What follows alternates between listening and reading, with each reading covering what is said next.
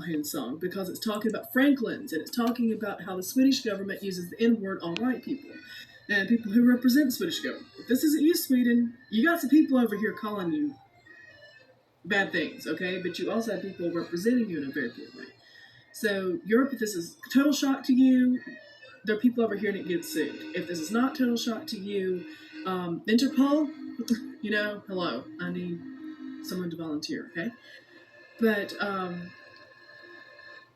one of the things they really hate about Sigyn is that she broke up with Loki and then went down to the abusive prison to go ahead and take care of him. It reminds them of adrenochrome because you're dealing with blood into a bowl. It also reminds them of all kinds of why do you put yourself out for other people? That doesn't compute when you're being very, very toxic because when you're being very, very toxic, you're thinking of how to go ahead and be more toxic. Like the prank war. You're thinking of how to bust each other. After a while, you go ahead and realize that to a certain extent, everybody does have no place of leash, and that's the way life works. And if life doesn't work very well, you kind of need to shut up and take a backseat to people who do that work. The other day, I went to the ocean, okay? So, you just go to the closest place. I love Charleston. Just love it. Anyway, I go to Charleston, and I have dogs with this really bad fungus, and it's not responding to diflucan, it's not responding to meconazole, it's not responding to, anything. You can yell tough at to deny all you want, but if it's not working on your dog, you get kind of upset.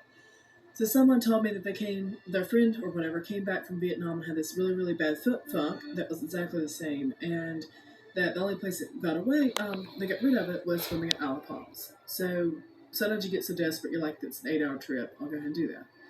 And since I have an ex who is not so trustworthy to be even on the same street with at this point, then I love the evening and stuff. I need to do some meditation work and stuff. So I just go, okay, let's go to Alphonse.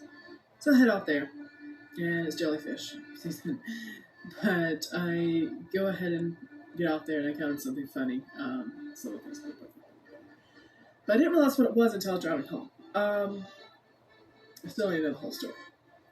But I am telling you that one of the things that was funny as I'm sitting there and, you're tuning with the ocean, you're there doing spirit work, you're there watching weird clouds in the sky, you're doing all this different type of stuff, getting your dogs healthy and stuff. And someone walks by. I thought they were a former coworker of mine, and I was like, is that Frank? No, okay.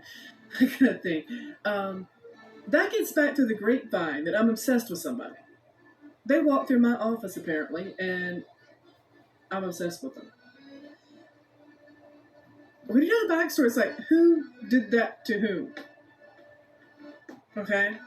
So when she's a hand, she wasn't. But when you're dealing with this kind of bullcrap, then, eventually you start seeing how damaged and hurt people are. And people wonder why you stick your neck out for them, and it says